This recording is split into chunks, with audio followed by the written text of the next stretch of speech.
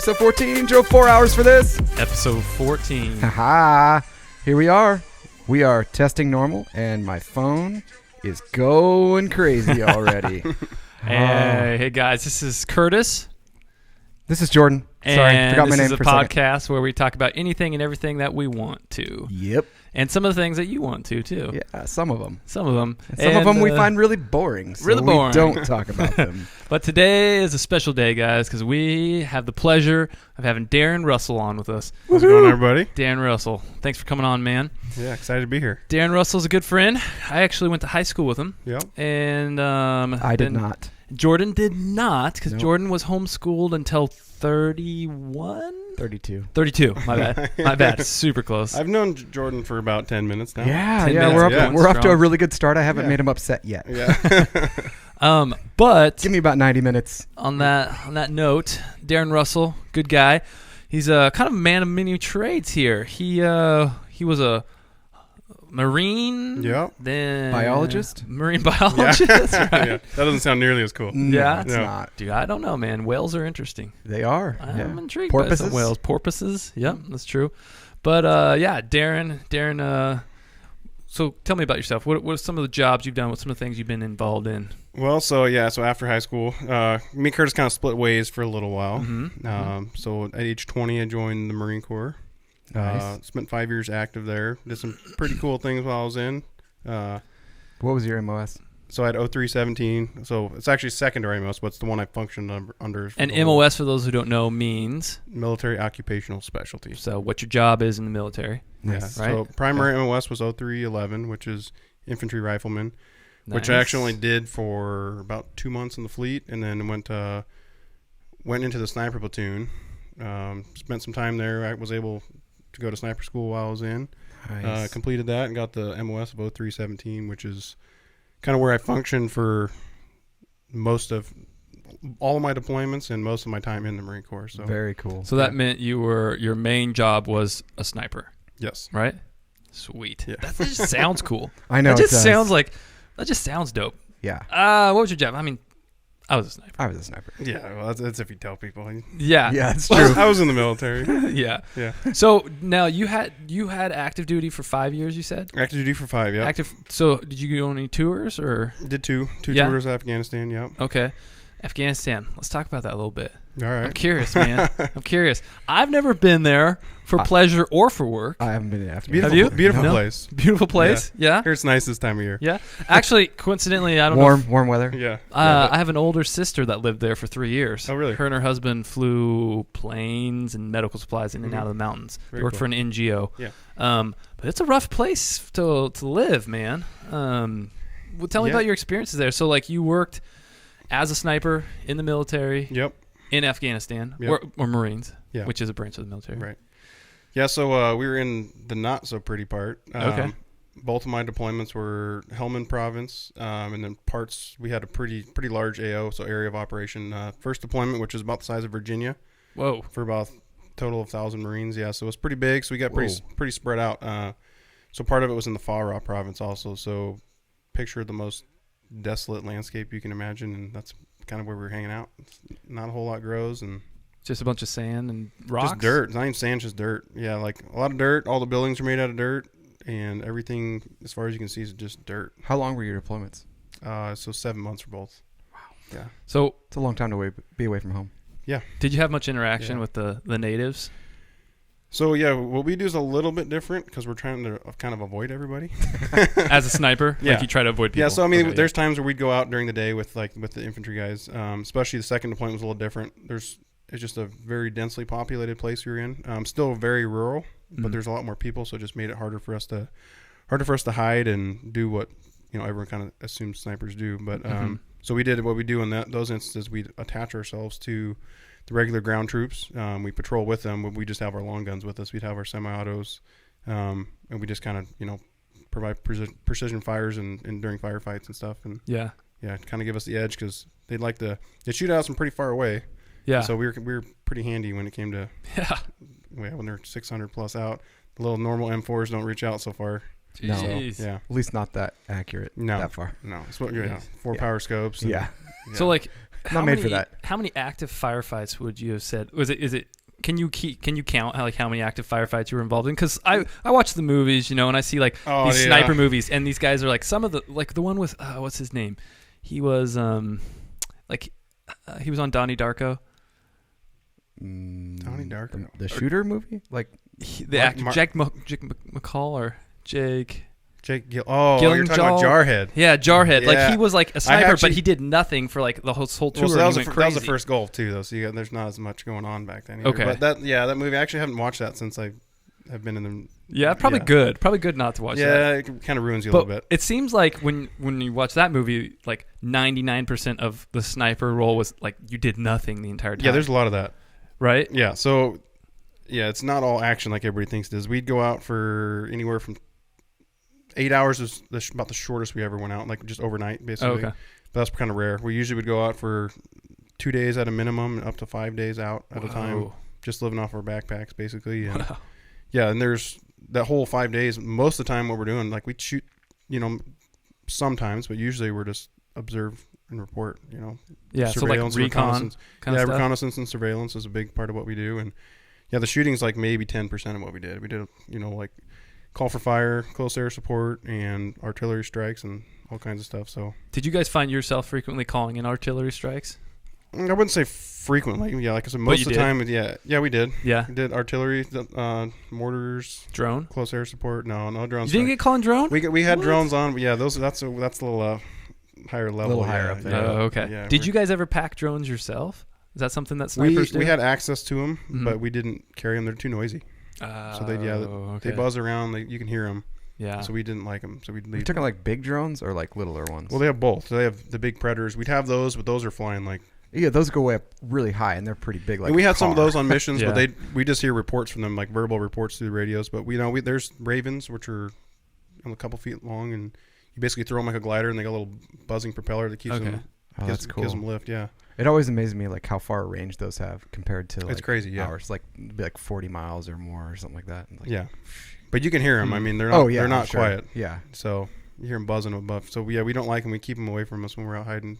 Yeah. Yeah, you don't want them to know where it came from. No, yeah, you have them circling above you. And throw it the other direction, let it turn around and go way out. Yeah.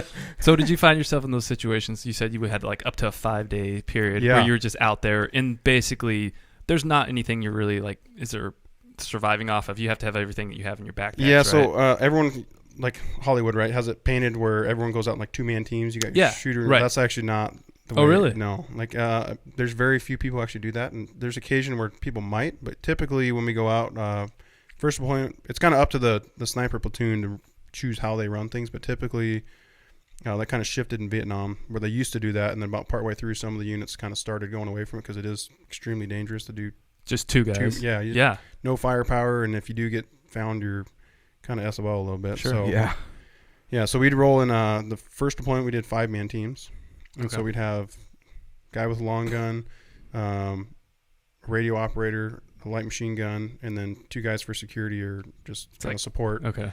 And then we only would carry one long gun, and then our second deployment we shifted over to where we did an 8-man team, but we split into 2 teams of 4, so we were able to kind of watch each other's back a little more, gave us opportunity to have two areas of operation.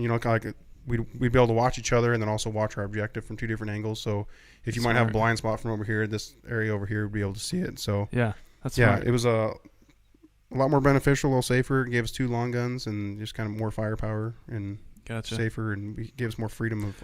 But everyone in that group of 5, say, or if you went in a group of 5 or a group of 8, split off into 4, were those all part of actually their MOS was sniper? Or did you mix it up with other? Yeah, so we had MOSs? 24 total guys in our platoon. And of the 24, I think by the time I got out, we had 14 of us that are actually school trained. So those are after you go to school and get your, basically it's a certification. That's when you get the MOS. What's sniper school look like? Oh man, they're changing it a lot. Since I've been out, they changed it quite a bit. But it was 13 weeks. So I think by the time I got out, when I went through, it was I believe 74 training days. Okay. Whoa. And it's kind of more. We always had a joke where it's more of an evaluation than a school. Oh, okay. Because they kind of expect you to know a lot of the stuff before you get there, because the learning curve is so. If you don't know it before you get there, the learning curve is steep and it's difficult. So yeah, it's the first person shooting mainly just shooting. So known distance, unknown distance. Then you have to pass everything with a minimum score. Okay. What's the minimum score? 80% hits on everything. Whoa. First round hits, so we shoot out to 1,000, all 308s. Yeah. And so, Why 308? That's just a the round they standard? stuck with. Yeah. It's That's a round that that has a lot of bullets. A lot of testing done on it. Oh, okay. Yeah, and it's not the best as far as ballistics go, which that's a whole another topic to get into. Yeah. But it can easily go a mile. Nah, not my. You can, but it's not going to do it very well. Right, I was thinking you might. That's pretty far. A different caliber to go a mile. 1,600 meters or 1,760 yards, and we shoot out to 1,000 with it. Oh, okay, not a mile. So you're getting a lot of drop even at 1,000 with the 308. Gotcha. Yeah, it's a good 30, 40 feet, maybe. Well, no, not that far. Man, off the top of my head, I want to say like 144 inches or something like that. Yeah, it's high. Like maybe even more than that. That's just a guess. Some of the guns that I've done, I'm like, I could actually shoot through a window, but it would be going over the house. Like, yeah, there's a lot of drop. Yeah, it's pretty far. That's interesting. Ballistics is weird. Yeah, so they're changing a lot. They're starting to change all that stuff. Where a lot of the Marines are shooting 300 Win mags now. It's larger calibers, a lot more powder. Those drop. Yeah. So you did sniper school, basically, 14-ish weeks. Is that what you said? 13, I think. Yeah. 13, yeah. And then after sniper school, then boom, your MOS changes. Now you're a full. So yeah, so that actually doesn't change your day to day really too much. So like I got in the sniper platoon, so I joined in 08, and by January of 08, and by November of 2008, I was in the sniper platoon. So you still function in like the sniper role. You just don't have the official designation. Gotcha. Yeah. Gotcha. Where was the school at? Because I know that for some of the military schools, like say jump school, yeah, the Army does all the training. But they also have sniper training out there too. So does the Marines have their own sniper training that you go through? Yeah, so it's separate. They started their own sniper school back in Vietnam, and we've had our own ever since. Cool. And they have one. I think there's 5 of them. So there's one in Camp Pendleton, one in Stony Point, Camp Lejeune, Hawaii, which is where I went through. I was stationed in Hawaii. Is it roughing it? Yeah. Well, so the funny thing is that there's a lot of guys who talk trash on it. But it's actually a pretty difficult school because they changed it as I was getting out. They put a new what we call golf course range in, right? So it's every yard line marked out, nice and flat. They block the wind with berms. Yeah, like what you see on a typical range, right? Right. Well, yeah. When we shot in a old volcanic crater. Ooh. And so at 450 yards, they had a big old wind drift that would come up. And so you had updrafts. Yes, hard to calculate. And we're right on a peninsula, so I mean you're getting the ocean breeze in the morning, and then they had it was on a point, so the wind would actually come around and swirl around the point. Wind functions like water, right? So you have a point, and so sometimes the wind would shift a little bit to the right. Ooh, that's a good and point. Swirl to the right. That's and a really good point. Shift a little to the left and swirl left, so you can actually watch the windage flag shift in directions. Ooh, that's tricky. From second to second. It's good practice, but man, I had a listener. There's a listener that asked. She wanted to know if there were any female snipers in that you noticed or saw. Are they allowed? No. Really? Yeah. So they're allowed to go into there's some SEAL train, but they're not allowed to go I don't know about now. They're changing. A lot of that stuff's changing to where they're starting to allow females into some of the combat MOSs. But to the best of my knowledge, there still has never been a female, at least in the Marine Corps, female sniper. Interesting. But that's all. And I don't know. New. I don't know if that's something that. I mean, that's an interesting debate in and of itself. I guess. Yeah. The roles of where a female versus a male should serve in the military. Yeah. But also, I guess my thoughts are, I know some females that are way stronger than males. So yeah, some females have higher. I'm just thinking about some females that would be more capable than some males potentially. Yeah. So I don't know. I wonder. What do you think the reason is that they wouldn't have a female in the? So honestly, it's probably just biomechanics is one of the biggest hurdles they'd have to cross because we were carrying just ridiculous amounts of weight. Yeah, because I mean, if a male can't handle it, then obviously they wouldn't pass the training. Yeah, and everyone in sniper community is in very good shape, and not because it's like a cultural thing. You just have to be you don't have an option. Yeah, that's what you get paid for. Yeah, you won't make it if you don't. Because even on missions, we're carrying there's days where you have 20 quarts of water alone. So you think, what's that like? Wow. Yeah, 20 quarts of 2 pounds a liter, a quart. So 40 pounds of just water alone. Not to mention armor and everything else we're carrying. So there's times where we'd be carrying 160 pounds on a mission.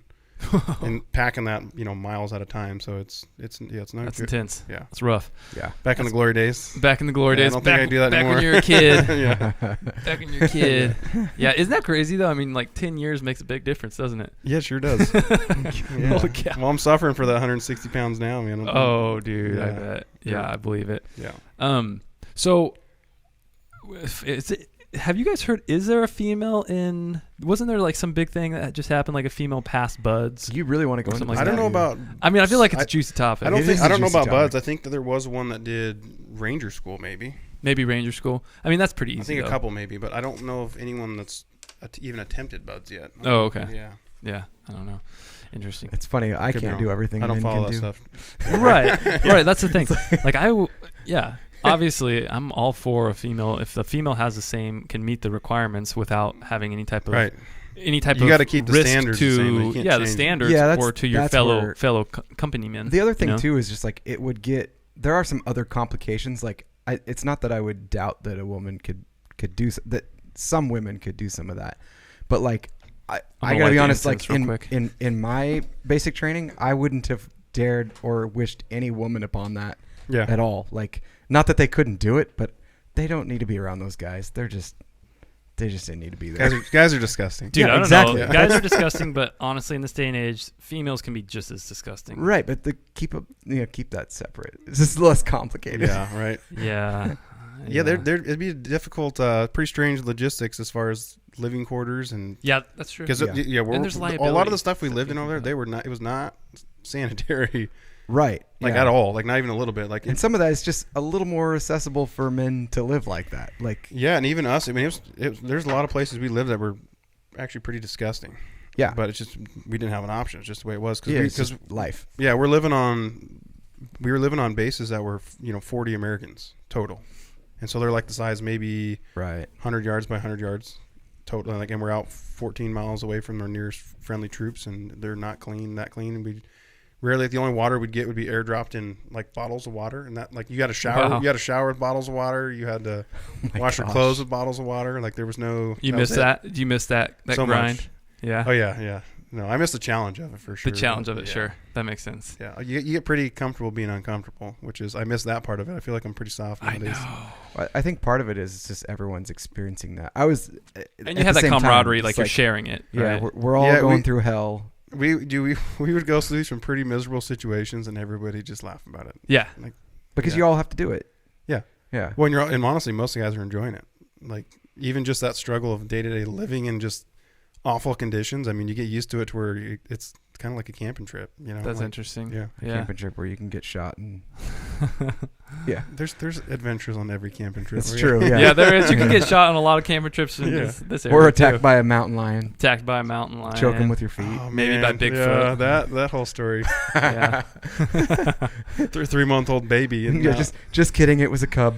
Yeah. It's funny how that story Yeah. changed too. That It was started like and it was overtime. like everyone was like, "Oh, this guy's mountain a lion, beast." this guy's so awesome!" And then like more information comes out, and then like the people who aren't a fan of killing animals get a hold of it, and Right. it turns into he killed a baby kitten. It was a 3-month. Wasn't it actually a 3-month-old? It was a young, like emaciated cat, but like I'm still gonna give the guy credit. Super. I mean, Okay, it still attacked him. Like he didn't Right, just oh, like, right, he yeah. didn't go running after the cat. well, you look at some of those stories, and it's like it makes it sound like he went out there with like the intention of hunting this thing down, Right. And He was killed out it there with his bare hands. He's just on a jog. Yeah, he was on a run and got attacked by a kitten. If it was a cat, like I've been attacked by a dog. I was unicycling once and got attacked by a dog. Unicycling. And it didn't know what to do. It was just like, what do I do with this guy?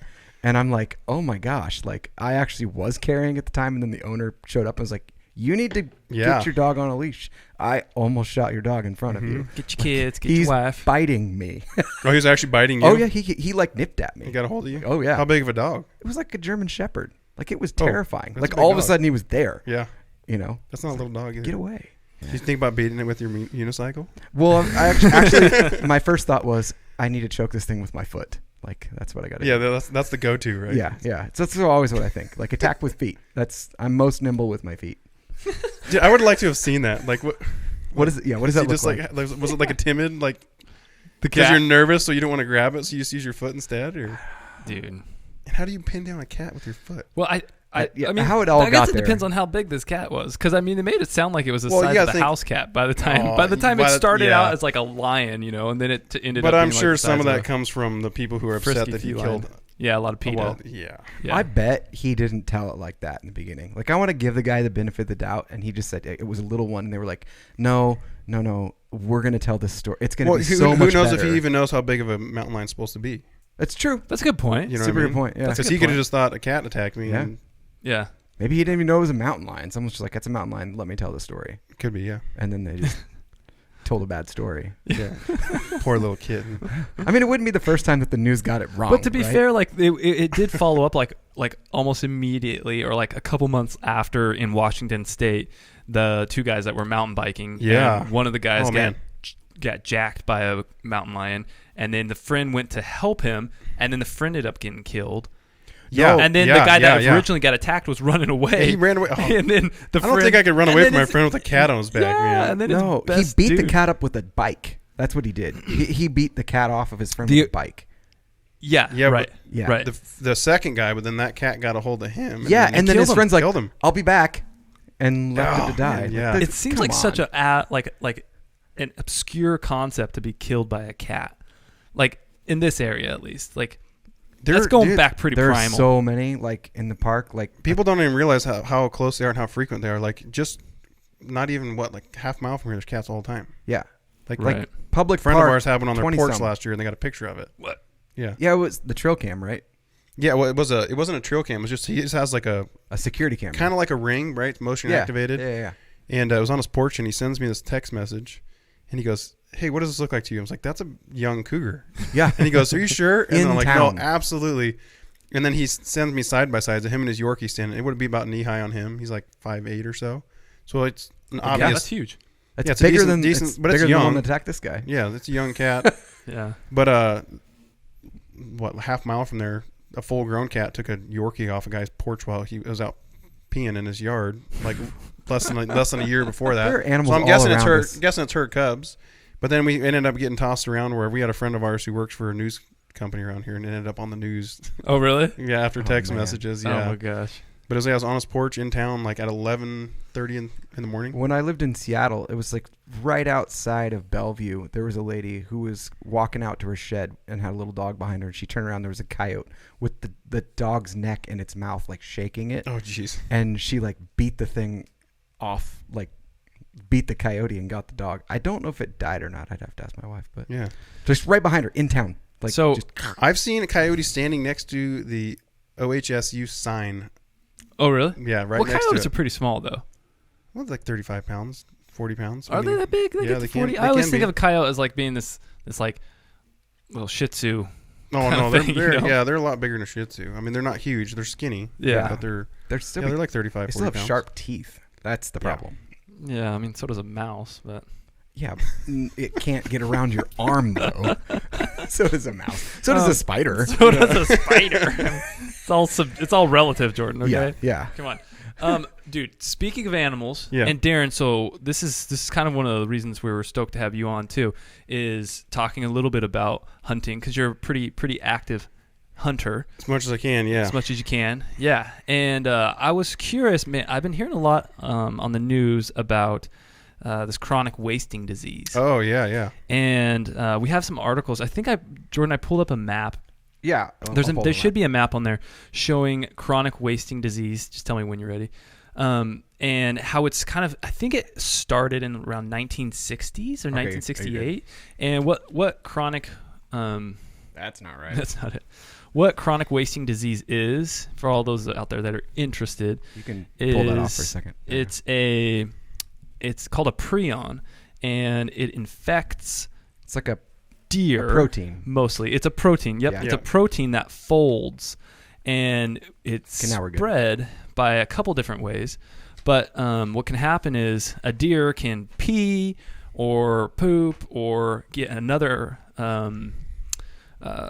saliva, something along those lines, eat a branch, and then another deer can come and eat that, or eat the branch, or eat the is it like an STD thing. Too? I tried to look for that, and I could not find. I don't know. I don't think it is. Is this an STD for deer? Well, it could be. I mean, it's in bodily fluid, so it probably could be. A lot of them, a pretty common way of spreading it is through feces, and so you think about. Right. But monkeys are not far away from humans. No, right? But the thing that's you got to think about too is with, not to say it won't ever, but humans are basically or unknowing test subjects all the time. They may know, they may not know, but they're constantly eating venison. Like it's that's a good point. Across the whole United States, they're always eating it, right? That's a good point. So how many of those are actually infected that we don't know about? We don't know. Like there's no way to find that out. But people are still eating it. Well, I think if someone's going to be eating deer, if you live in basically, I think from the Rockies east, I think that you should always test it, because they have centers apparently that allow you to take your meat in and get tested to see if it has. Yeah, I think in the Midwest they do. Prions. I don't know a whole lot about it just because we don't, like I said, I don't have any exposure to it. We don't have that here. It's not as active here. Yeah, yes, we don't have it in our state at all yet. But yeah, if you live in a whitetail state, especially, I'd be looking into that. Why push it? So it's in. Have you heard? Is it in elk? Is it in other species of? There's been. I don't know if in the United States they've had it. I want to say Canada has a couple instances where it's been in like a couple elk, but I think they've culled the herds and get rid of it and cut it, basically headed off at the pass. And okay, gotcha. I could be wrong on that, but this maybe seems like a stupid question, but what is like the species? What is it like? A deer is the same species as an elk, right? Or they're both ungulates. They're like in the same category. Category. Okay. But they're two different species, elk and deer. Right. Yeah. Species. They're different species, but they're the same. Same category. Category. Yeah. Same biological category, I guess you say. Yeah. See, coming from not a wildlife biologist. This is where this would be good if we had a biologist. It doesn't have to be marine biologist, but somebody. Yeah. That's interesting. So, anyways, the some of these articles that we have posted, that I was researching about chronic wasting disease. They were talking about how A, it's continuing to spread. B, it's becoming more virulent, meaning it's becoming easier for a deer to get infected now than what it used to be. So it seems like, man, where does this stop? How do you prevent this? How are you going to kind of curb this issue? That's $1 million question too, because but people, there's so much more to it than just like the deer population too, right? So like hunting communities, if you live in a state that's, tainted with chronic wasting disease, did you see that map? Colorado, basically all of Colorado. Yeah, has chronic wasting disease. Yeah, and so people might if they stop hunting, right? Those deer populations are going to go out of control. So and then also, hunting, just the economics. If people stop hunting, that's a huge driver for economics in a lot of places. True. So people stop hunting because they can't eat the meat. Because you don't want to spend all this money and all this time and all this effort, and you got a deer, but now you can't eat it. Well, a lot of preservation, though, and even hunting grounds, and just like you had mentioned, economy goes into supporting these animals, comes from hunting, because all the tags, all of the fees, like a lot of that comes from hunters. That provides more, I guess, I don't know, not maintenance, but fosters healthier deer and And so game. there's a lot that goes into that a lot of folks don't even realize, where it's not just your licenses and tags sales. Anything you buy. So have you ever heard of the Pittman-Robertson Act? No. What is this? Yeah, so it started, and let me check my notes. I wrote a bunch of stuff down, so I don't screw the numbers. So 1937 is when it came in. And so basically what it is it's an act that hunters put on themselves in a way. So they knew in the 1930s, right? We're coming Depression time. Yeah. They were really worried about like deer populations, because before that everything kind of went unchecked as far as like wildlife management. Before the 1930s, then, is this correct? Are you getting to this point where they were allowed to hunt game for sale, like for so like you could sell it in the market, like buffalo? We're talking about sale hunters. So they had that, and then there wasn't any regulation on it. So if you or I wanted to go get a deer, and I don't know when that exactly stopped. You didn't have to have tags. You just go. You could just go out and pop. And so the population, you imagine how that would be, having open season, no bag limits all year, any day you wanted. And so the populations were in trouble. They're working on, basically, they knew if they didn't do something, that they were going to disappear, right? But all that stuff costs money. And so the Pittman-Robertson Act, it started originally in 37, and so it's an 11% tax on anything that was ammunition or So firearms and ammunition. So anytime you bought a rifle or a gun, shotgun or anything, 11% taxes on it. And then same thing with ammunition. And then it's been amended multiple times throughout the years now to where anytime you buy basically anything that has to do with hunting or fishing. Yeah. Well, fishing's different. That's a Dingle Robertson's. Basically the same thing, but for fishing. That sounds funny. Name. Or, fishing Dingle Johnson. Sorry, yeah. Dingle Johnson. Dingle Johnson. Oh, my God. So it's a different act, but it's basically the same thing for fishing. So, anytime you go buy like a backpack for hunting, a hook, ammunition, powder for reloading, or a pistol, a rifle, all that has an 11% tax on it. Still today. Still today. That all goes into Dingle Johnson. Yeah, Dingle Johnson. It all goes into a fund that's specifically for conservation. Oh, wow. And so you think about how much money that is. I think that we just hit in 2018, I think it was $20 billion raised. What, like nationally since the act? Since the act. So I think they're raising about Secretary of Interior announced last year, I think it was $1.1 billion annually. Whoa. Going into each state. Wow. That's a lot of money. That is a lot of money. That's a lot of money. I wonder if that much money is actually being spent going back into, improving. Yeah, so that's specifically for conservation. So there's more to it than just you got to think there's a lot of different aspects to it. Yeah. So there's like conservation as far as land conservation, there's habitat management, right. There's specific populations and research studies that all goes into that, and then some of these things like Land and Water Conservation Fund, which is another one that a lot of folks don't even know exists. It has to do with it. Actually got, which is awesome. This year. I think we have a post about. Is that? Yeah. I sent you a link on that. An article about. So it's which one is it? I'll send it to you. The Land and Water Conservation Fund. So it's another one that contributes a lot of dollars to conservation, and it basically comes from. So we're using our resources with oil and like drilling, offshore drilling, and so all the oil like leases that are offshore, all those are taxed, and all that money goes back into the Land and Water Conservation Fund, which pays for goes towards like national parks. They do grant systems for states, so and that's a federal program. Yes, yeah. And so and it goes into like actually community parks. I think I was listening to another podcast I was talking about this actually, and they said that. Do you text it to me? I put it on the top of our links. On top of my link. Okay. Every county in the United States has used money from the Land and Water Conservation Fund. So they can just tap into it, but there has to be some oversight. There is billions of dollars. And so it's actually kind of tricky. So none of the money can be spent unless Congress authorizes it. So allocates it. So actually, of all the money that's been raised, only 40% of it's actually been allocated throughout the year. So, and to the tune of $900 million a year. What? Comes from the Land and Water Conservation Fund. What do those say? What are those numbers on the top there? 40,000 plus state projects, $3.9 billion in state grants, and 2.37 million acres protected. Yeah, so that's a really cool picture and most, too. Yeah, and most folks don't even realize this exists, but this goes into everything like community parks, baseball fields. Oh, really? Yeah, all kinds of basically anything that encourages people to get outdoors. How they raise the money? Through offshore. Like oil rigs and drilling. Okay, cool. And all the taxes from that go straight into this. But it just got permanently reauthorized from Congress, which is awesome, right? That it's finally been permanent. Before it was on a cycle where they had to re-vote it in. Oh, no kidding. And so this year it actually became permanent, which is good. But part of that is kind of tricky. That it's like kind of the fight's not over because it's permanent now, but we still fight's never over. Right, but they decide annually where those funds actually go, which is kind of. It bogs things down. But here's the interesting thing.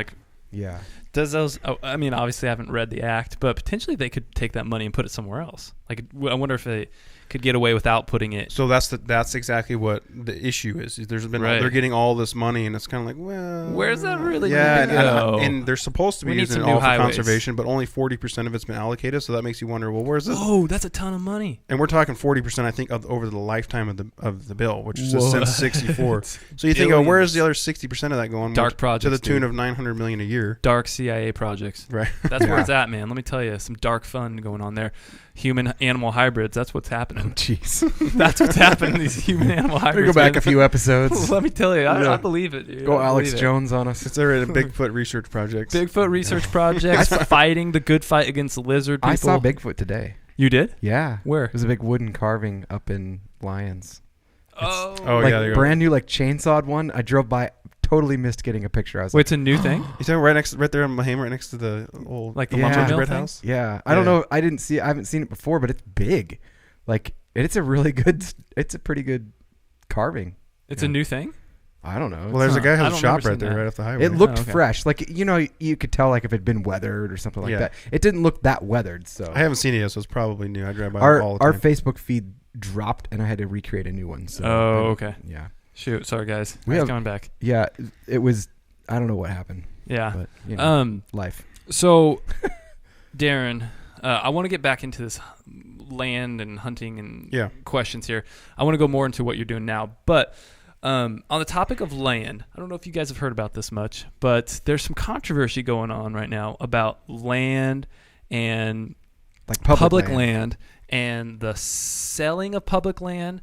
And I don't know if it's state versus federal, but there's some controversy going on with the government selling public land to private industries like oil companies and logging and timber companies, mining. So like there's some controversy going on. Like if this is public land, federal land, is it shouldn't the people have a say in whether or not this land's getting sold to these large corporations or so they do. I mean, they're always going to have a voice. The trouble is just most people don't use it, right? So yeah, perfect example of actually using. Do they know how to use it though? Yeah, that's the tricky thing, and a lot of it, and like stuff like this, like I'm sure like both of you guys are pretty outdoorsy, right? But of it. We get a touch. So I went on a hike yesterday. There you go. Went and got my mail. No, it was outside. Yeah, it was. Rajneesh style. But Rajneesh. Most property. people don't know this stuff even exists, right? These acts and where this money comes from and how much goes into. That's a good point. And it kind of goes unnoticed, and so, yeah. So kind of lost my train of thought. Oh, but there's some public land being sold by the government. So yeah, with the trouble of having to use it, there's organizations that kind of help you with it. They present it instead of reading through complicated or funding reports and all kinds of different like government. Yeah, how much fun that stuff is to read. They kind of just present it to you in a way where you can read through it and decide what you want to act on. And there's actually a couple that make it so easy to where they put the issue out there. If you agree with it, basically you fill in your information. It puts it on a letterhead. It has it written out. You can change it if you want to, or you can leave it the way it is. And it actually, by putting in your address, it tells you who it sends it to, which one of your representatives, and what state. Oh, that's cool. And it will auto send it for you. Whoa, I think we need that, which for is a pretty lot of awesome. things. It's a pretty good deal. Yeah, and it's excellent because it gets your voice out there. They encourage their members to get involved by doing it, and then it gets your voice heard. And they had a huge win here in Oregon with the Elliott State Forest. Oh yeah, what happened there? They were getting sold. Let's back up a little bit. So the Elliott State Forest was originally it's a chunk of just basically forest land towards the coast of Oregon. Okay. It was originally intended to stay public. It's 82,000 acres of forest. That was the whole purpose of it was the logging that would come from, like the funds that were from logging that would come from that land, would then go into the public school system. Oh, okay. So it's a renewable resource. Good way to make money. That's a good point. Right. And that was state or federal? That's the state. This is Oregon State ground. Okay. Yeah. So it's the state forest. So all that money was, but then was it the early 90s when the spotted owl and people being against logging and stuff slowed that down to where they can't cut anymore. And so all that funding disappeared for the school systems, and then also it's been sitting there basically costing the state money, and so they were going to sell it, and so they had it all lined up for sale. They actually had a buyer for it, and they backed out of the sale. I'm pretty sure illegally they backed out of the sale because the state backed out because so many people were basically up in arms that do not sell this because once it's gone, it's gone. Really? Oh yeah, that's true. Yeah, you can't get it back. That's true. I mean, you can, but you might start. Well, you can, but yeah. and a lot of the reasons, a lot of these states want to sell their land because federal lands is like states can't sell federal lands. Right. So once it's but the feds do sell land though also, right? Not typically. Not it depends on what's for it. Yeah, they want to keep it, and so they know how much it. It's a huge outdoor industry. It's like what $646 million a year, something like that. I think. Whoa. Or I think, let's see, hold on. I got it written down, so I wouldn't. It's got to be. So I wouldn't screw this up. That. Oh, $646 billion with a B. Whoa. Annually, the outdoor industry. So keeping these lands is huge. That makes sense. Well, it's like when we talked about the government shutdown, like how much they lost over that time. Oh, just in national parks and stuff. Right. Yeah. That's where that would make those numbers make. Can you imagine if you had a vacation planned? How mad you'd be. Hey, let's go to Crater Lake, and I live in Tennessee. It's just shut. Oh man. Yeah, that would be a nightmare. Yeah, that'd be a nightmare. That'd be awful. So we were talking like, do the animals like stop too? Like, do they know? Like, just there's a wall buried. There's nobody watching me right now. Yeah.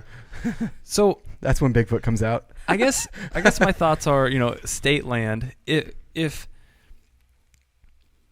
it's a renewable resource that they're able to take these trees, harvest them, plant new ones, and then actually use that income to fund state schools, all that stuff. That makes sense to me. Seems like a no-brainer. It seems like a no-brainer to me.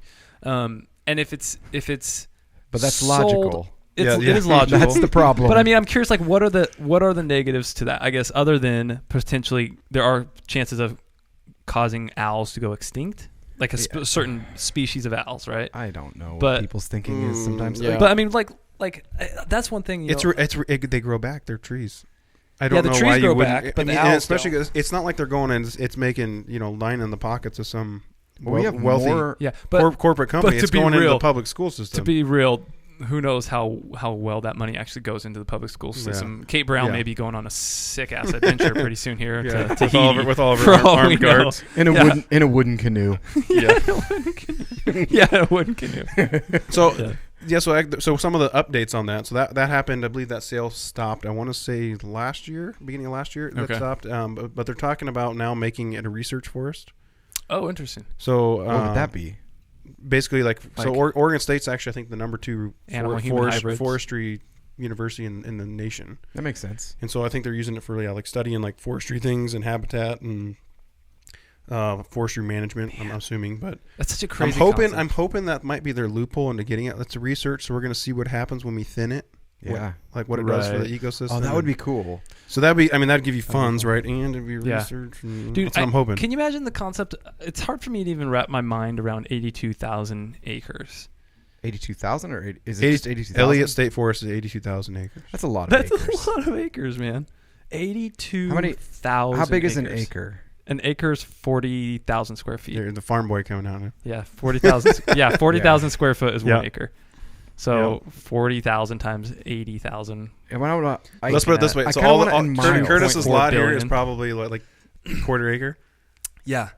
Because I think that's what I think so. It's the standard, probably around the standard for this little awesome town we live in. Goodness gracious. That's a lot. It's baffling though.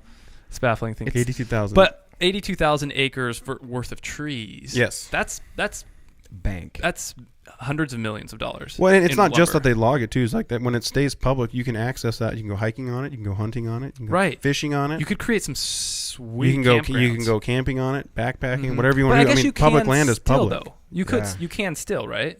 Well, as long as it stays public. Yeah, but not if it's private. If it's private, it's up to them. If they, there's actually, oh, that's true. I have nothing against the timber industry whatsoever. Yeah. And a lot of the timber companies, they allow public access. Yeah. Within some of them, kind of just let it go, and other people they like walk in only. They have gates. They just want you to park and walk in so you don't have vehicle damage. Some of them open during hunting. Yeah, some of them will open gates during hunting season. Some will have it so it's a permit system. So some of them make you pay. Some of them just want a permit just so they can kind of track who's coming and going so you don't damage stuff. Because you think about that, that's their livelihood. Those trees. Right. And so if you go in there and start a forest fire because you're being stupid, being a dummy, Yeah, that's interesting. I'm curious. A dumb question, but still a question. Is it pretty easy to find online what land is private, what land is public, and to be able to go and just be like, I know that I can go there no matter what? I should be getting paid for this, but there's an app called Onyx Maps. Ooh, okay, sponsor right here. Yeah. Sponsor free membership. What do you mean? ONX? Yeah, on X. So you think about you're on the X on the map, right? So Onyx Maps, and it's you have to pay for it. But it literally is like 400 and some map systems all in one. Whoa. To where it literally shows you every single landowner who owns it, where all the property boundaries are, if it's state, if it's private. So this is a federal, or this works for the nation, or is it just for Oregon? So you can get every state. Oh, you can, you can buy per state. Probably in app. Yeah, but I've used this on wildfires even. No kidding. I use it when I hunt all the time. X. Use it for navigation. It's amazing. Yeah. Well, I'll find it and put it. So it says, and so it'll say specifically whether it's public. You can literally zoom in federal. and it will say Curtis Gill owns this property, and it'll have your property boundary lined up over a satellite map. But it doesn't tell you. Does it tell you if it's public, whether or not it requires permits? Now and stuff? People are going to. Find so it has a thing on there. This map system's insane. So it has all the public land will be one color, and you can click on it. It'll say who owns it. Like if it's BLM, Forest Service, state forest, whatever. Yeah. And then it'll have like some of the private timber companies. It'll have what they call possible access, and so it'll be another part of their key, right? And so you can click on it. It'll tell you who what company owns it or whatever, or who owns it, that or private even. But then you can and it'll tell you who they are and have their tax address on there. Because that's where they get a lot of this information is from tax records. Right. Yeah. And it's public. Yeah, it's public information, and so you can contact them and find out. Like sometimes just through a website, it'll talk about like a lot of the big timber companies will have things on their website for like recreation, and so it'll say permit or come and go, walk in only. Some of them make you pay for it, and a lot of that'll be on their websites. But you can find all that information on this. That's a smart app. It's super helpful. That's clever. Yeah. That's really clever. And it keeps you out of trouble too, because it keeps you like, especially like when you're in a place like the Willamette Valley, there's a different landowner every 5 feet. Yeah, totally. 98% private land in the valley. So if you're trying to hunt and recreate, it gets tricky. That's why I was thinking about this. I was thinking like there's so many different landowners and all these different parcels all over the place. This huge forest area. How do you keep track? And of that? I mean, I grew up in this area and I spent a lot of time in the woods, and there's stuff I was looking at. I was like, oh, I'm not actually supposed to be on that jungle ground. Because like the whole time growing up, I was told it was one person's, and it's actually, I mean, there'd be like a sliver of it where like we're not doing anything. We're just walking through it, but we didn't realize it was somebody else's. There's no fences or anything. Yeah. Technically, this is like Area 51. I'm not supposed to be on this ground. Yeah. Oops. Something like that. Yeah. Whoops. This doesn't exist. Yeah. Oh, crap. This never happened. I'm in trouble now. Yeah. That's super interesting. Huh. Yeah. So, it's I just drove through the pass, and you see all the trees burned down and everything, and it's sad. Like it's sad, but it's not a bad thing. No, that's a good thing, but it's sad to a certain degree that there was usable timber that could have been either used to generate income or something, and it's just gone because and not only is it gone, but it costs a ton of money. Right? Yeah, in firefighting efforts. And then over in Bend, like they thought cities were going to go up and all that kind of stuff. This is a good transition. So Darren, now you're a fireman. Yeah, fireman. Right? Fireman. Firefighter person. Firefighter person. person. That's right. Let's not be sexist. Firefighter. Here. Yeah, firefighter, paramedic. Firefighter. Yeah. What do you identify as? It depends on the day. He's fluid. You get so much hate mail. He's a fluid identifier. I'm good with it. We already do. Yeah. But that's an interesting topic as far as like forest clearing out, preventing, I guess, fires. Is that something that's, because I've been here, it seems like every summer we have some pretty heavy fires in the Cascades. And are we doing active like brush clearing in our forests? So they have prescribed burns and things, but it just, so obviously this is coming from a non-forestry expert, but I mean, you fought the forest kind of has wildfires, haven't you? Yeah. So I mean, you have the best opinion of anybody in this room by far. Yeah, best of three. Yeah. So the forest has a natural cycle, right, where it burns. Burning is a normal thing, but we want to stop those burnings because of various reasons, right? Because trees are worth money, or because they're on recreation, or people's homes, all kinds of stuff, right? And so the natural cycle is it would burn, and frequent burns, when it just burns the undergrowth, it doesn't actually damage the trees. Right. Most trees will survive a burn like that. The trouble is we prevent it for so long, all that stuff gets bigger and bigger, and the fuel load becomes so much that when it does burn, it burns everything. Yeah, it becomes like a matchbox. Is it? Yeah. It seems like we're past the point of being able to have those smaller burns. It all depends on where, because the Forest Service, they'll go out and do prescribed burns that most people just don't realize are happening, but they'll go out and do underbrush burns just like that to prevent big fires from happening. They'll burn small burns. I see that a ton in Eastern Oregon, but I never see that. They do it up on the the trouble is too is on where we're at. So a lot of that stuff up there is more than you realize is actually private timberland too.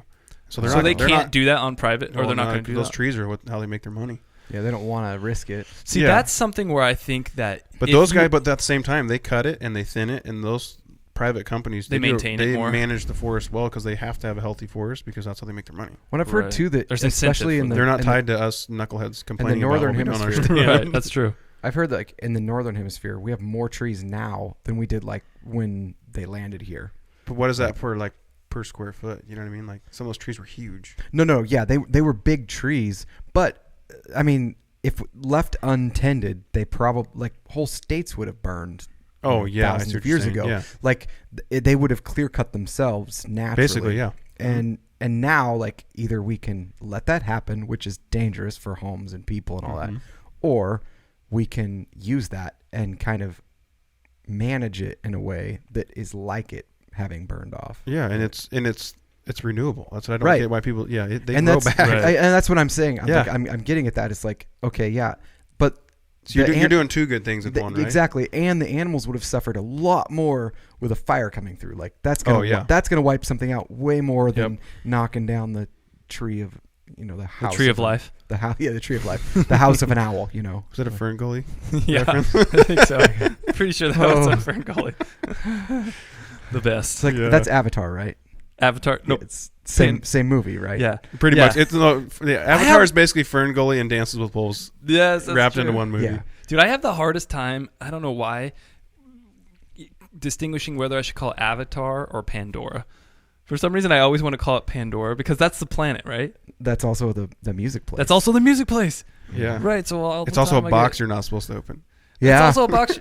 So it's just, it's just, no, you are, because then you figure out what's in it. Oh, okay. But then if you do, then you can't put it back. Yeah, then you can't get it back. The cat's dead or alive. Yeah. So that's Schrodinger's cat. That's Schrodinger's cat. That's different. But that is kind of. But it can be both dead and alive. It's true. Dude. Yeah. Speaking of animals dying, Jordan, you had done posted an interesting, crazy link about about something that happened in Antarctica. Oh, the penguins. The penguins. Oh, did you hear about this? My wife's gonna be so upset. She loves. Oh, so this is sad. Yeah, it is sad. I like.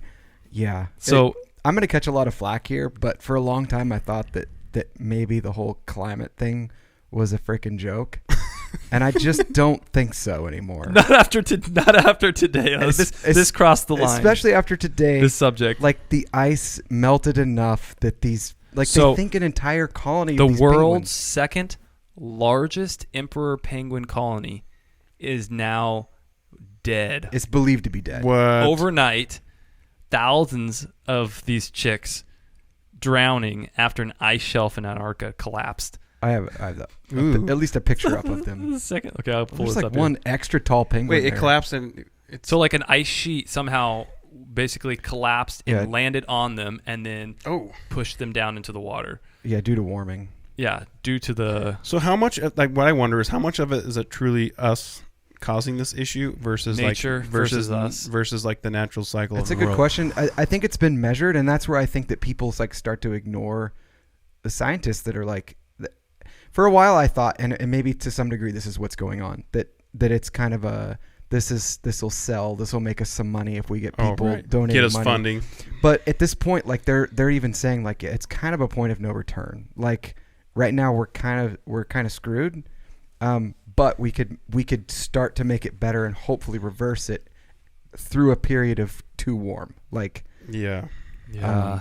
So there's a really, really, really, really, really cool and interesting anthropological theorist and geologist. His name's Randall Carlson. That was a mouthful. Thank you. And I didn't say you did good, but you did. I'm gonna take that as a compliment. Yeah, no. I was getting there, but you said thank you before I did. Thanks for the compliment, man. You're not welcome yet. This dude has done an insane amount of research on ice caps and looked at different That's got to theories. be thrilling. It is. I know, right? He's done a lot of theories looking at his best friend watches paint dry. Kind of how the water boil. Climate has escalated and de-escalated over the years. Right. And he's got basically by using the ice caps how we've had these waxing and waning of heat and cool periods, and there's these peaks and troughs. However, in the past basically when the industrial era started to now, there's an exponential curve in showing the pace at which the temperature has risen. So it's basically it's following the same pattern, just faster. Yeah. Like are the peaks and the troughs the same? Thousands of times faster. So we're past what the highest level was previously, and we've reached that quicker that level higher, and we're continuing to elevate. So the concern is we may have had similar peaks in the past. However, we've reached it faster than it's ever been in the past. The periods went back. I think it was like 200,000 years of records. So here's the thing too, though, is how do they know that information is even accurate from the past? So, I mean, obviously, I'm not a geologist, so I can't say for sure. Yeah, but you get what I mean. They usually do like ice cores and stuff like that. Yeah, so they can go back. Yeah, I mean, they know how things react over They're time. looking at the amount of carbon that's in the air or that's in the ice sheets. Okay. And then they are able to somehow, I guess, see that the effects that would have on the temperature. It's very similar to, like, if you think about this as as I thought about this the first time, I was like, this is a little mind-boggling. But you're in school and you learn about the Earth and the Earth's core and all that kind of stuff. Right. We've never been there. Like, think about that for a second. That's Was true. that you guys were talking about? They think that the Earth's core might be completely different than they've always thought it was. Right. Jordan was talking about so that. The way that they wild. do that, and the way that, like, even with the black hole that came out and all that kind of stuff, is they know how things react over time. Mm-hmm. They know how light travels and how gravity works to an extent, enough that they can make educated guesses, and then they can test those. So they know that they're using the scientific method of, like, I hypothesize this is what's going to happen, and then they test it with other things. Like there was a discovery this last week. They watched the degradation of a molecule that they'd never seen happen before. That it was like super, super rare. Well, it's something they'd been watching for, and it was hypothesized, and then they finally saw it and proved it. Just like the black hole, we had never seen an image of it. It was hypothesized. They had done all the math and everything, and it's been 50, 60 years since that was like dropped as like an idea, and then all of a sudden we're like, there it is. And that's been taught as like, we think this is the way it is, so much so that we're going to continue to teach it. And now we just got proof a few weeks ago, which is just...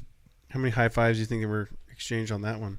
Yeah, seriously. Infinite. Yeah. Yeah, infinite. Yeah. So we know how things react, and so they make these hypotheses and then they test them over time.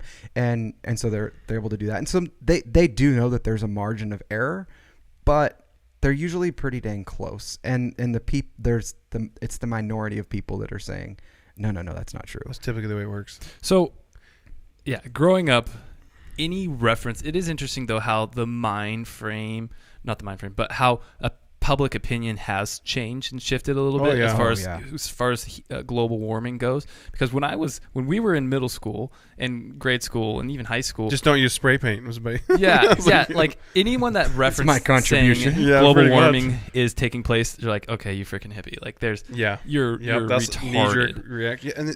It's such an easy thing to ignore. Like when you talk about like your personal bubble, right? Right. Yeah. Because like, it was snowing like a couple weeks ago, and now it's like in the 70s, right? So it's like global warming. It just snowed at the end of March. You know what I mean? It just snowed in the wintertime. It's snowing. It's easy to do that. Well, and like look at the Midwest. They got hit with like just a ridiculously cold storm, and so you see that stuff, and you're like, global warming, but you don't realize what's happening on like the global scale. Yeah. If you look on the global scale, from the research that I have seen, there is a trend of every year is hotter from a global scale than the previous year.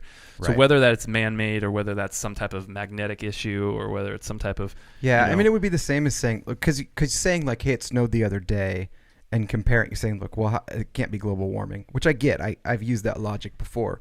But you have to kind of back up a little bit and look at those. Yeah, and that's it. But you think... But we don't do that. Like some people do. But we don't think that way. No, typically. Most people are more worried about what's in front of their nose. But think about this. And what they're seeing, bringing it back to like land management and animals and all that. Like there was a herd of reindeer that were exposed to anthrax that had been locked in ice. This is a trip. Yeah. So it had been locked in ice. They had never been exposed to it. At least 2 people died, and almost an entire herd of them died because they were exposed to it melting. What's happening is in Russia and in the Siberian area.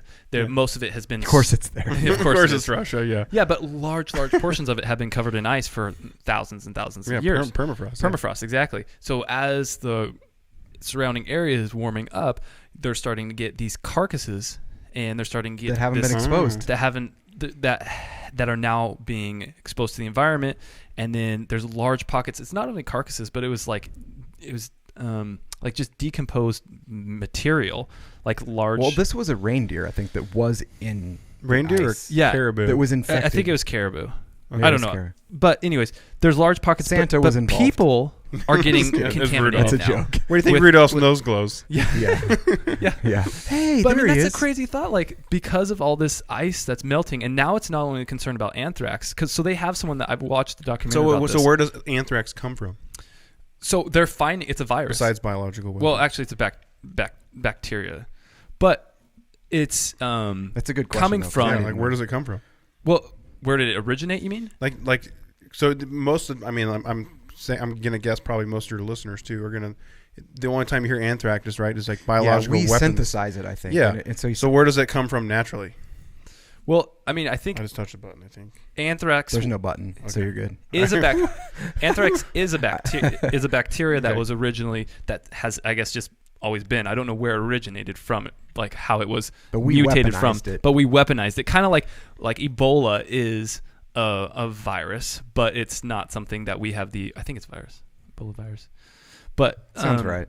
It's not something that we should know, right? Someone where out we create. I know we should definitely. Yeah. It spreads. It's bad. Yeah. You know, they've weaponized it and they've used it against people. Yeah. But it's not something that was. But the just concern man-made. is obviously anthrax is a super contagious bacterial infection that can harm and Right. kill people very fast. Mm-hmm. But the other concern is, dude, there could be a superbug hidden in this permafrost that we don't even know about that infected, whatever population that we haven't ever was encountered. that we haven't even encountered. And so, like, the It thought wasn't is a meteor not only- after all. Yeah, Yeah. Not only is global warming potentially causing risk of affecting environment and climate and crops and everything else, Yeah. but potentially bringing a super virus or a super bug to the population also. Yeah. So that's like there's ramifications that are abstract and on the outliers that we have to kind of consider too. And those are the Is this things how that, the zombie apocalypse starts? Dude, seriously. Yeah. Yeah, this is World War Z. Yeah. And people- World War Z, man. The natural, because I know that where my mind would have gone with that is like, okay, that's just like to be afraid and all that. Like, well, not necessarily, but it is something to be concerned about and to educate yourself about, Yeah. and to realize that, hey, we maybe need to do something. I think that this will be the next war that is fought. Is that countries that won't get on board to help. So you think like the most populated countries don't really want to listen to us. Oh, right? That's across the board with pretty much anything. Like we've been Mhm. talking about like wildlife management, right? Right. So that's really common with, like, look at whales, right? How early did we stop? Yeah, We're like, that's this true. is bad. We're going to kill them all. But That's we true. can't Right. stop all the rest of the world from doing it. We try. That's true. Yeah. Yeah. But Japan's still going pretty hot Yeah, at it. And yeah. I don't know about China, and but sharks Japan and still cutting is. like shark fins off, and like they're Mhm. huge detriment to these populations. You think about Yeah. how much of that you have to take in order to affect an ocean Right. population. Yeah. Like that's Right. insane. Yeah. And we've already done it. It's like we've littered space. It took us 40 years, and now we have to like track the dirt that we put up there Yeah. to even launch. It's like we're really good at making Which, things. by the way, gross. dude, Making, yeah, Today- and then be like, we should fix that. SpaceX launched live. I watched it live on YouTube today. SpaceX. Yeah. Did you watch it? No, but I've watched a It few. was I was driving. sick. It was so cool. They launched and they landed all three of their jets, or their whatever Okay, it's so called. Darren, have you seen when they land? No, When they come back? I don't even know what It you're is talking about right now. It looks like something off a movie. Dude, let's pull it up. I'm gonna Like find it. Star Wars. It's You're so gonna be excited. so when SpaceX so cool. when SpaceX launches, you know We can they've show got the main rocket and everything. Yeah. They're pushing everything. Well, those come back. So like NASA just like dumps them and they fall, or they'll either go into space or they'll burn up or they'll just fall into the ocean or whatever. Right. SpaceX, they fly back and land themselves where they took Whoa. off from, and they like do it in unison. It's like these synchronized swimmers come back from space, taking the space thing up into space, and then they come back and they land at the same time. It's like Dude, the technology is insane. it's insane. Yeah, because just a little while ago they were like, well, they trusted him kind of with a boat, and they kept blowing things up. And they're like, this is a big deal. Mm-hmm. And now they're landing them on land. Like, How much does perfectly. that cost? Dude, I know. Well, how much Well, is it? no, But so- they're reusable. So they're like, so like actually. this today's launch was done by. Sorry, I'm trying to get this video pulled up. You're good. Today's launch was done by ArabSat. So like SpaceX was hired by this Arab corporation to send their own satellite and communication devices to space. So actually it's more affordable because they're able to reuse their rocket boosters. Yeah. And then so basically because they're having this reusable equipment, they're offering more affordable launches into space, which Well, is and I sick. think it's May or June that the first like autonomous rocket is gonna take people to the ISS, like Really? a taxi, like What? it's an Uber. Wait, yeah. that's happening It's soon. like a Tesla Yeah, spaceship. that's why they're testing this, because they took stuff up and docked with the ISS, and I read that, at least when I read it, the plan was May or June they're gonna have people going up, and it's like an Uber to the space Yeah, I mean, station. that'd make your palms sweaty riding in that thing. Oh my! I don't know. It's probably Man. it's so far it's been more consistent than It only takes once. well, true. Yeah. But That is You know. pretty wild to think about, though. I know, isn't it? Just like, all right, strap in. Well, from what I'm not a pilot, obviously, but from what I understand, a lot of like even like the Blackhawks, that we use in the military. Got all kinds of crazy stuff. They even have like a pretty sophisticated autopilot on them where you can almost get away with flying them without flying them. Oh yeah, from what I've been told. Oh yeah, I believe it. Well, it's like Teslas now; they drive you everywhere.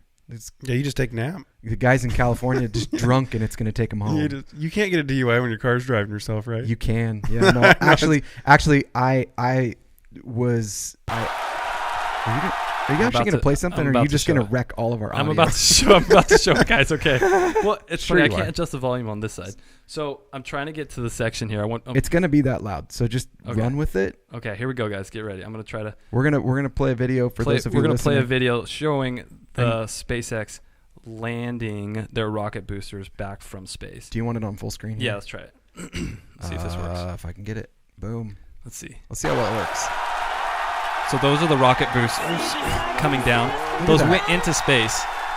This looks like in reverse. Yeah, exactly. Yeah. Except they don't have a spaceship attached to them. Isn't that wild? Like, that just seems like such a future thing. Zone 1 and Zone 2. That's so cool.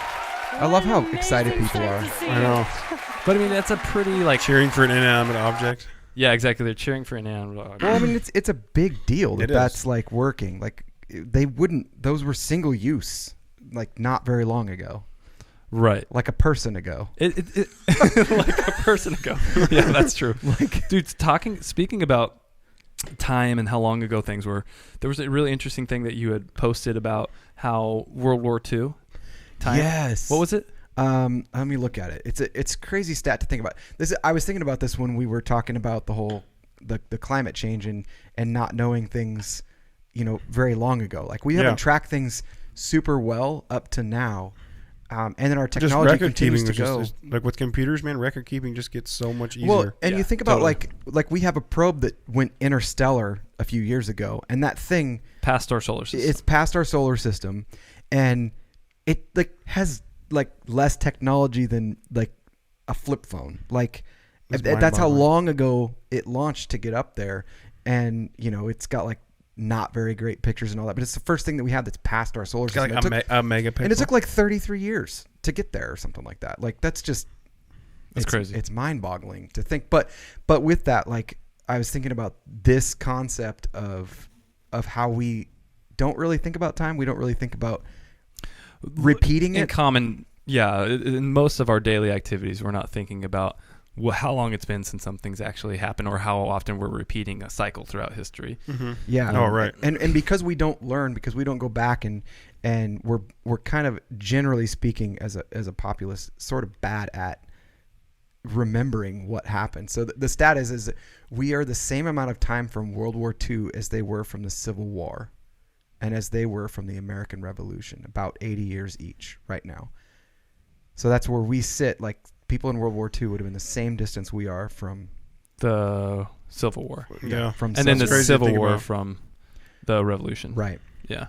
Was it 80 years between the Revolution and Civil War? It's roughly. That's an interesting. So from World War II to now is about 80 years. From World War II to Civil War is about 78 years, and from Civil War to the American Revolution is about 81 years. Wow. So we're due for a big one. Yeah, we are. That's kind of what I thought when I read it. I was like, oh shoot. Maybe we've learned. I kind of am not super hopeful, but the days of kind of all out head-to-head wars are kind of they're hopefully over. They're hopefully over because if it's all done on the clandestine level now. Right. And also on the IT level, right? Yeah. If the conventional troops are not so useful anymore. Right. Well, and that's what people are talking about is if climate change is the next thing that we war over, because we all have to live on this planet, that the world's getting smaller as we understand it, and if people really are, and I think we are, at least have some effect on it, China's not super cooperative. You really think that we'd go over to war over that though? Because we don't make money. I think the world would. Yeah. If it was about survival, and we realize, say we get 10 years down the road and it really is getting way worse, and they're not cooperating. I think what would happen is I think that they would just not be probably, and I don't know if, I think that they would just not be included in some of the opportunities or resources that we have. But that might start something. I'm not saying that we're going to bomb them or anything.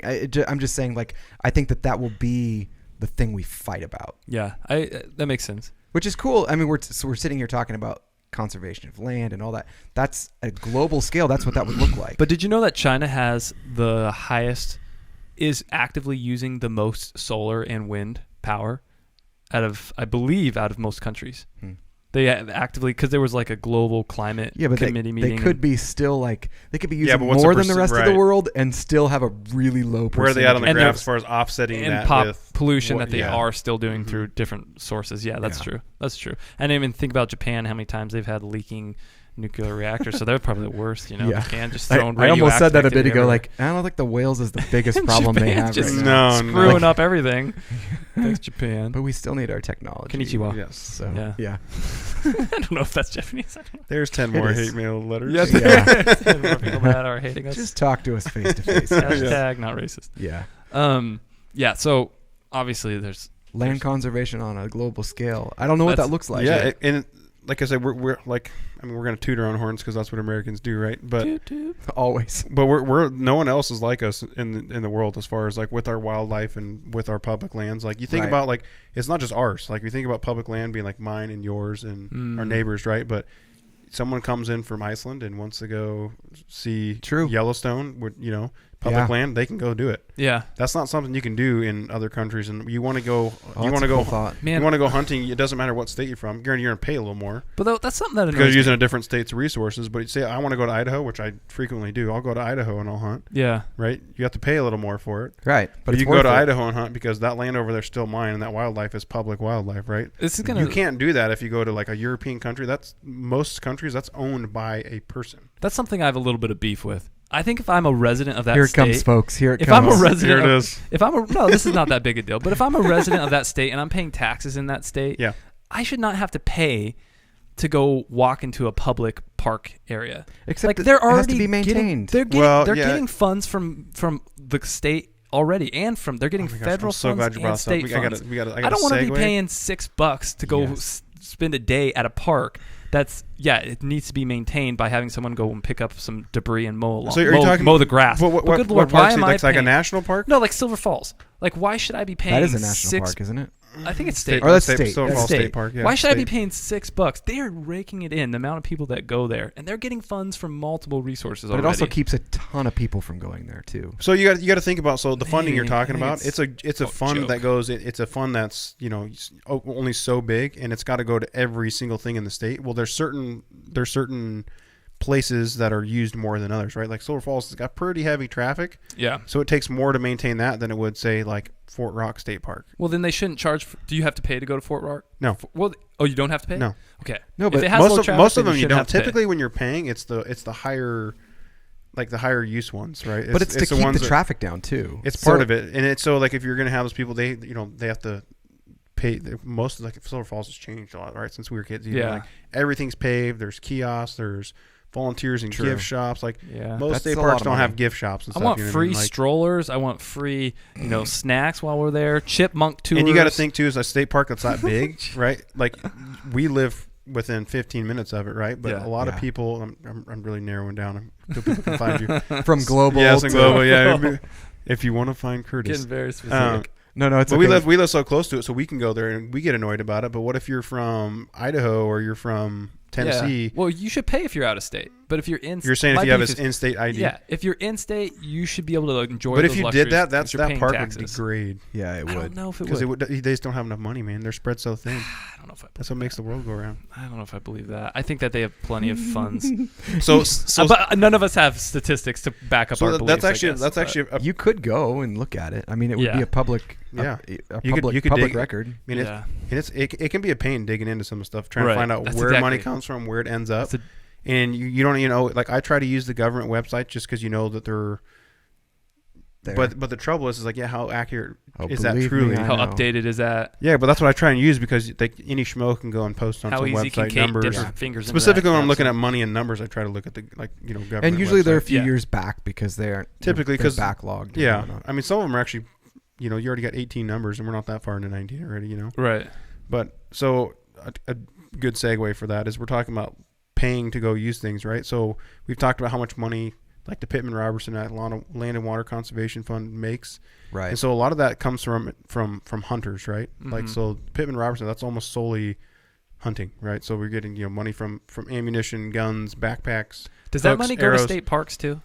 So actually I got the stuff written down so I don't screw it up. So it's 11% tax on all that stuff. They'll pay actually 75% of a total project to a state if it's approved, right? So that's pretty significant, yeah. And so the way it's kind of allocated is a certain amount of it goes to hunter educations, and then some of it goes to projects that require cooperation between the states. So like if you're studying like a deer or elk migration that crosses state lines, you can't expect one state to cover that. So they'll kind of fill those gaps with funding, right? So that each state's kind of not eating the cost on a multi-state project on something like that. And then they actually take the rest of what's left over and they go 50-50 on it, where 50% of it goes to a state based on its land mass, so the size of it, and then the other 50% goes to based on licensure sales, so like how many hunters they have in that state.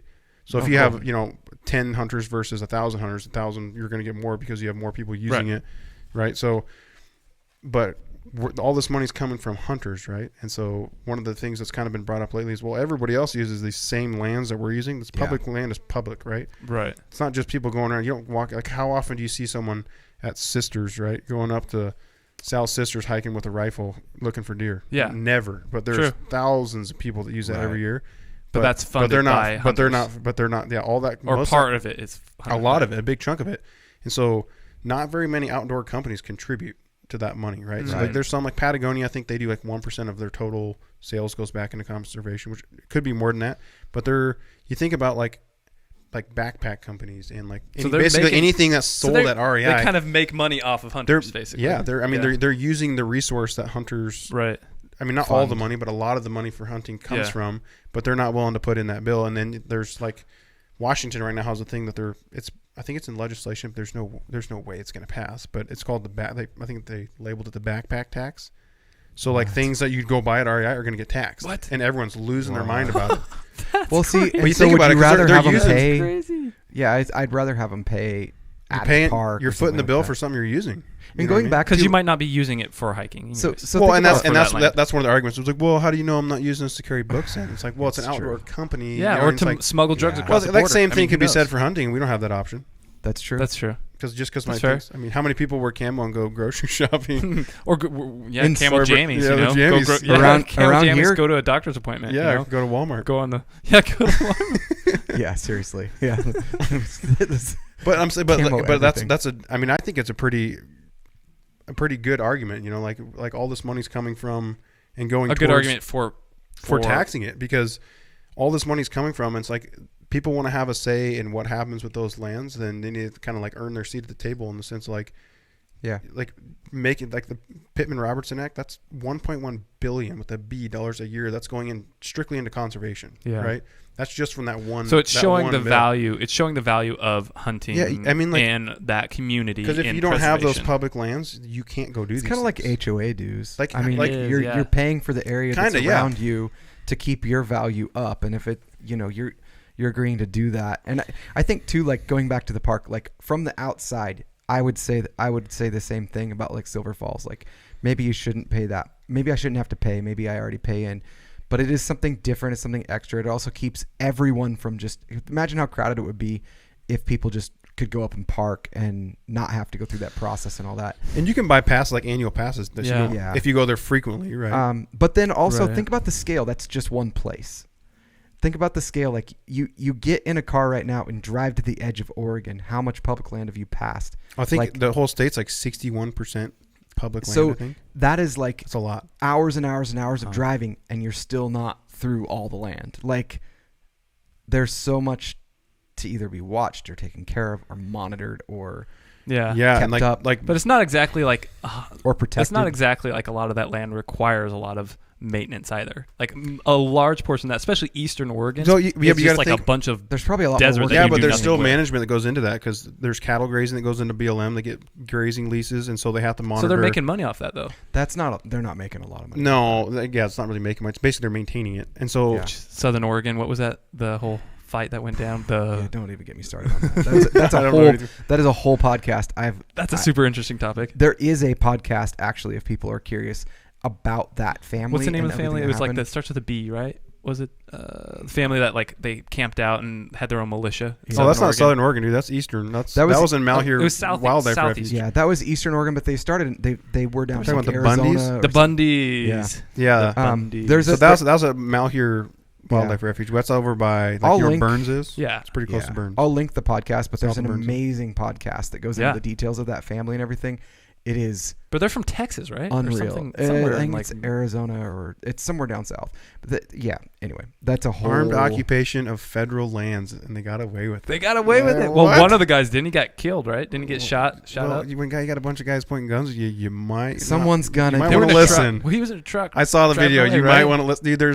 I don't care how many times you want to argue that. If you got a bunch of law enforcement officers pointing guns at you, you do what you're told. Yeah. Whether you're right or wrong. That's a decent argument. Yeah. Whether you're right or wrong, you just, okay. You want me to stand on my head? Sure. I would recommend. I don't actually. I do have a side. But I don't want to spoil it. It goes into some crazy. We're gonna have to go into that. It goes into some crazy details. That goes on. That's on my list. Oh my god. I'll give it. I'll send it to you, and I'll put it in the show notes too. Because seriously, like I know that we've linked a lot of podcasts besides our own in here, but that one is like this podcast is the best thing. It's so wild. Yeah. So I'm curious to see what your guys' thoughts are. And so I'm obviously pretty biased towards like the hunter side and like. So you guys, I mean, what do you guys think about that? Like the tax being imposed on like other outdoor activities. Ooh, that's a good question. Yeah. Because it doesn't necessarily have to be. I mean, they labeled it the backpack tax. Well, backpack might be one of those things. All right, well, backpacks we're not going to do because they're used for everything. But like, what about like climbing gear? Most people don't own a rock they're going to climb. They're going to like Smith Rock or some other public area. Or so it's a state tax, right? It's not a federal tax. Well, this one, so I haven't read the entire in its entirety. So it's just one of the things Washington's proposing. But a lot of people have been talking about like, hey, why don't Pittman Robertson's federal? But like, why don't other places? Why don't other activities have this? I guess my first question would be why tax that versus like having use permits and stuff there? Like, how is that any different? So. Because like you said before, maybe I wouldn't use it for that. Maybe I am buying it for indoors and I just never go outdoors. So what do you mean by use permits? Like you're saying like to access a specific chunk so like chunk of ground? If I go to Smith Rock, I pay to be there. Well, because not everything's got borders either. You know what I mean? Like right. That's true. And you think about like public land. One of the part of it being public is that it's like the freedom of being an American. You can come and go as you please, right? Right. And so there's times where. Because you'd essentially have to create entry points, right? Yeah. Yes. I see what you're saying there. I guess I'm talking about like if Smith Rock specifically, like I have to pay to park there when I go. If I'm why it seems like you could get those funds somewhere else besides just like imposing like it seems complicated to tax those kinds of things there.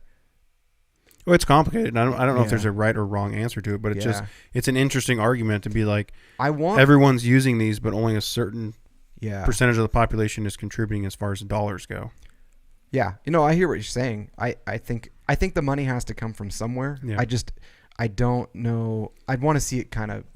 And one of the big arguments I've heard from like some of the outdoor companies, which they're obviously going to have a dog in the fight where they're going to be against the tax because it's going to jack up their prices. Well, it's going to make it back on their sales potentially too. Potentially, yeah. And so one of the arguments I've heard is well, how about instead of worrying about that, we worry about where the money for the Land and Water Conservation Fund is going before we start. Yes, that's exactly what I would say. Because, like I said, only 40% of that's been allocated, and you can't spend the money in it. And one of the links I sent you, like it is. Like I need to sit down and just read it, like the whole thing, because it's huge and it's long.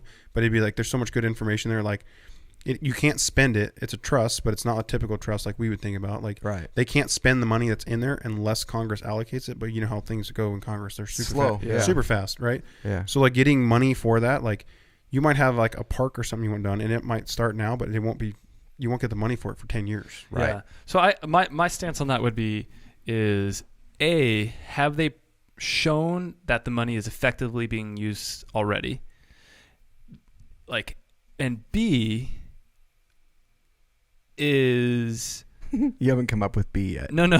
A is the money being effectively used. I need a second. Is it being effectively allocated? And B, do we need more money to go towards land preservation? Do we need more money to go towards those specific things? So is the tax necessary, and is the money that's already being taxed used in an appropriate and efficient manner? And that all of those questions need to be answered before you even go to how else do we get these funds? So like as far as needing money, so one of the big reasons that states, like everyone wants to keep like these organizations that like I kind of pay attention to and follow, they're pretty big on, they want to kind of keep federal lands from becoming state lands, because at that point the states can sell them, and that's typically what happened. Oh yeah, like I think it's like Nevada I think has sold off like 92% of its in California about that. And so it's one of the things, like they want to keep it out of state hands. Interesting. But because one of the states, their hands are kind of tied, especially in western states. When we talk about, that's where most of our public land is at. That's a really good point. And then also that's where most of our wildfires happen, and they are super expensive, and that's a huge expense on top of all the other expenses. When we have really bad fire seasons like we've had the last 2 years, right? It costs so much money that money has to come from somewhere. So it's like, well, we got this 82,000 acres sitting here. We can make some of that money back. And so it's like, it'll look good for my election. Like, we're not going to be in a negative deficit. Like, there's a million different, for 1 year reasons they might want to sell it, because I don't use that, but I can get reelected if I do. I'm not saying that's what they're doing, but I'm saying that could be a motivation, right? Yeah, absolutely. Like, there's a million different reasons that someone might want to sell it, but once it's gone, you can't get it back. Yeah, I think I'm against it. I'm against the idea of taxing more things without showing the need for it and that the funds have been appropriately allocated in the first place. Otherwise, I think you're just putting money, taxing something else without showing that it's actually. Well, and necessary. I think that companies have shown that they're really good at getting around that kind of stuff. So, for instance, if you want to tax if you talk about a specific tax on a product, our cameras now, and this seems like a jump, but it's similar. So you're talking about taxing backpacks and all that kind of stuff that are for outdoors. Right. Companies are good at getting around that, and like SLR cameras. This is our casual line. Yeah, exactly. Yeah. So in Europe, you get taxed differently for a video camera versus a point and shoot camera. SLR cameras, if you try to go and record a video, it shuts down at a certain amount of time. And that's because that's the definition of what a video camera is in Europe. And so all the companies, they put a firmware on the camera to keep you. So now it's not going to be taxed as high. And so that the import and all that kind of stuff. So you might only get X amount of minutes on one or whatever of recording. Yeah. And so that's what they do to companies have proven that they're really good. And Amazon didn't pay taxes all last year. Like, companies are really good at getting around those types of things. And even though it wouldn't be a cost that would necessarily go to them, it would kind of be against them in a sense that, say somebody never does plan to go outside, but they want an REI backpack, or they're like wearing camo, but they choose something else versus that because it's taxed. It's got a higher price on it because of the tax. They're like, well, I'm going to go do this. So the companies would figure it out. Like, and so I think that there needs to be something that's a little bit more clean cut ways to do that. Yeah. But that's just me. That's just my opinion. And I don't know if a tax is necessarily like the win, right? But it's kind of, I think it's cool that this conversation's happening. Oh yeah. Because they're like, I mean, it's not just backpacks and stuff, right? Like, we're talking like, no, that's just there's mountain bikes, there's climbing, there's hiking bird watchers. There's shoes, there's certain kinds of rope. There's there's bird watchers that use that. Like, there's so many people that use these lands that, it's an interesting conversation. I mean, you go into Portland, like, most people have outdoor gear and they don't ever leave the concrete jungle. Like Jim Gaffigan says, everyone's wearing like hiking shoes because you never know when a hike might break out. Know. That's true. Yeah. Everyone looks like they're just ready to hit the trail. Yeah. Dude. Ooh, this is good discussion. Those are really interesting topics. I really enjoy that. I especially going into taxation, I have some fun theories about taxation and flat tax and abolishing the IRS that we've talked about previously. Oh yeah. But that might be for another time. That actually was in our title. If you want to go listen to that one, that's a really Curtis has some crazy ideas that sometimes I can get on board with. Yeah.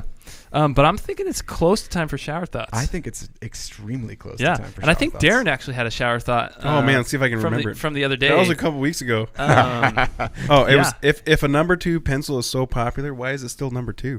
Boom. What the heck? What the heck? Did you guys... Oh, I said this last week. Did I talk about popular street names? I don't remember that. I'm going to say this real quick. Do you know what the most popular street name is? Oh, man. I've heard this before. Okay.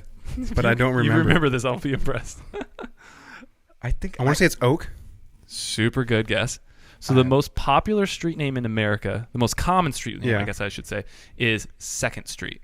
Dang it. Because 1st Street often gets renamed by someone famous in the city or by a popular figure. Or Main Street. Or Main Street. Or Center. But 2nd Street almost never gets renamed. So 2nd Street has stayed a common staple of every town. I've heard that before. I just love that downtown Wasn't Salem, even close, though. that the courthouse. I just love super close, but nowhere near. In Salem, our courthouse is on the corner of Church and State. Oh, was that on purpose? It seems like it would have to I don't know. They're like, where should we put the courthouse? Right here. And they're like 10 years. They're going to like, rename the church street, though. Shoot. What did we do? We're supposed to keep these apart from each other. Oh, no. That's pretty awesome. Yeah. All right. So what do you got? I'll throw it off here. Let's see here. Let's do this. Before electricity was invented, obviously, getting coal from Santa would not have been such a bad deal. No, but who wants that? You know what I mean? Like, I'm warm now. Thanks, Santa. Thanks for nobody wants underwear either. It's practical, but you still don't want it. Dude, I don't know, man. As I get older, I'm becoming more and more appreciative of socks. Oh, yeah, dude. Because, I mean, especially one with cool designs or something. Oh, yeah, with cool designs especially. My brother-in-law has said multiple times to me that if he was rich, he would never wear the same pair of socks twice. Really? There's nothing like putting on a new pair of socks. That to him, that's the. Was that David? No, that is the pinnacle. What if you got it? What if you got a nice merino wool sock and you don't ever have to take it off? Well, you gotta take it off, man. The point is, I gotta take them. My feet get sweaty. You got to admit though, when you put on a fresh pair of socks, I mean that is like a unique feeling. And if you could have that every day, that's when you know you've made it. Yeah. That's what I'm like, man. It's just that's his measure of wealth. What do you got, Jordan? You got okay. So I laughed so hard at this, and maybe it's just because I'm sleep deprived. The safest. I know what that's like. Seriously. Yeah, you were up all night last night, right? Wow, we had 3 fires yesterday. Oh my gosh. Yeah, it's crazy. Dang. Not to mention medical calls because we run an ambulance. Traegers don't count.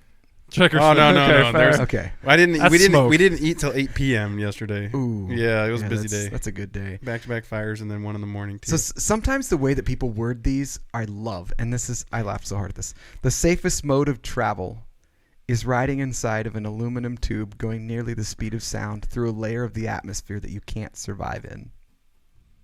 Whoa, say that again. The safest mode of travel is riding inside an aluminum tube going nearly the speed of sound through a layer of the atmosphere that you can't survive in. That's insane. That's true. Yeah, planes are the safest form of travel for a large group of people. It's just, we're just barreling through a space that we couldn't survive. That's because the people that are piloting those actually know what they're doing. That's true. If you have the same stipulations for a car. That's true. Yeah. And there's less people in the air than there are on the ground too at the same time. Here's a controversial little thing I'm going to throw in here at the end. I believe, number one, I think after a certain age, people should have to be retested at least every 100%. year I agree. for their license. And 100%. then number two, or their vision at least checked. I think you should have to and their reflexes. A license to have kids? No, I'm not there yet, Putin. But I'm where I am at is I think that you should have to get a special certification to go on the freeways and highways. Oh, because I don't think 90% of our population could pass a merging test. Oh yeah, probably the turn signals are tricky. Or the business. turn signals, yeah, tricky business. It's like matching the speed of everyone else. So have you driven like the Idaho highways much? No. Yeah. They're 80 miles an hour. I love them. And everybody goes the same speed. Because I love them. 80 is like where everyone decides it's fast. It's where your car just like lands. Yeah. And so like nobody nobody speeds. Granted, I haven't done it a ton, so I'm sure there's times. But yeah. So next thought is unborn babies are the only people that are allowed to kick pregnant women. Think about that. That's a fact. Oh, here's a good one for our discussion, for our global warming discussion. Every disaster movie starts with everyone ignoring a scientist. That's true too. That's so true, including like Independence Day. Yeah, everything. Yeah, they're Armageddon. Like, don't listen to him. He's crazy. Day After Tomorrow. Look at his hair. The ice caps won't melt. Why do they always make scientists look like that? Speaking of disasters, natural disasters, the sun, because of how far away it is, 12 minutes. It could have blown up 7 minutes ago, and we wouldn't know. Well, it's nice knowing you guys. I'm glad I'm here. That's a trip. And that's a wrap. That's a wrap, guys. That's a wrap. Okay, so since Endgame came out this weekend, Oh boy, okay, I already went and saw it Thursday. It's a great movie. I haven't seen any of them. Fully recommend it. Well, there's 22 to catch up to this one, so get on that. Ant-Man could have been in every Marvel movie without us knowing it. Yeah, that's hilarious. See, I even know what that means. That's hilarious. That's hilarious. What if they revealed later on? You don't know what that means? No, I know what it means. Oh, okay. I can figure that one out. Yeah. But they just got an Easter egg. You know, they always make those. That YouTube would be really videos. funny if they actually got them all highlighted show in the that. background. That's what they should at the end of Avengers Endgame. They should have shown that as a final clip with Ant-Man zoomed in every single movie, like doing something like some pivotal scene. Pivotal scene where he's like Forrest moving Gump. a molecule. He's always there. He moves a molecule, and the butterfly effect causes the one character to die. I'm gonna read this one. I'm just gonna do 2 in a row because I can. Go for it. Yeah. Go for it. Because I'll catch the flack and not you. No, and I actually did pick this and put this. I in hope here you catch some flack. Really I hard. catch so much flack. I know you do, and I'm trying. I'm really trying to up my game.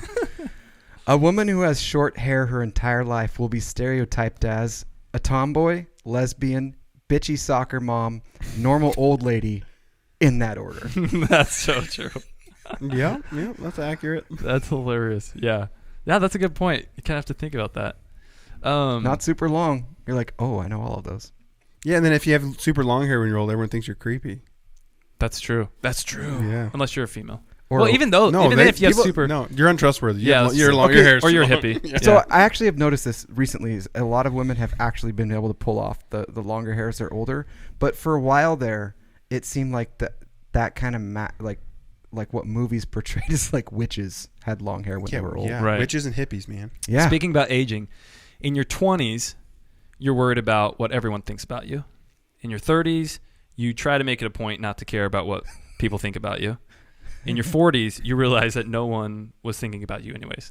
So it's like I feel like I picked up on that a long time ago. Yeah, and that's true. Some people are able to mature quicker than others. Didn't care. Yeah, that's probably accurate too. Yeah. I think that's most of the. Oh no, here's another good one. Shower thoughts I got. Making fun of Amish people on the internet is like flipping off a blind person. That's pretty accurate. Yeah, that's hilarious. That's a good point. We had to put all the swearing within a minute past or from the end. Yeah, so that way. So YouTube and Facebook don't get mad. Don't trigger anything. That's actually like. You don't want to get flagged. You can't drop any bombs within the first 30 seconds or something like that. Yeah. Dude, Darren, thanks, bro. Yeah. Appreciate you coming on, man. Thanks for having me. Appreciate it, guys. Super fun. Yeah, super good to stuff. To know you. And everybody, if you don't mind, hit us up on Facebook, YouTube, iTunes. Go subscribe to us on YouTube. That helps us. Like us. Tell us what you do like. Tell us what you don't like. Message us. Preferably in an email where you're really angry. Yeah. If you have some really interesting subjects, I want to see some of those. Yeah. Oh, yeah. Oh, we can show you. Oh, boy.